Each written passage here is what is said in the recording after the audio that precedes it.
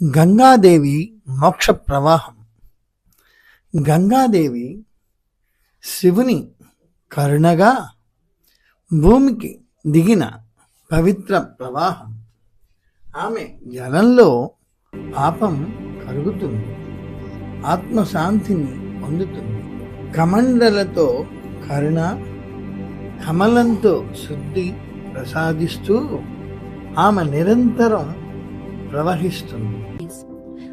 సముద్రంలో కలిసి ప్రతి బిందువు మోక్షానికి చేరిన ఆత్మల మారుతుంది. ఇదే గంగాదేవి మహిమ.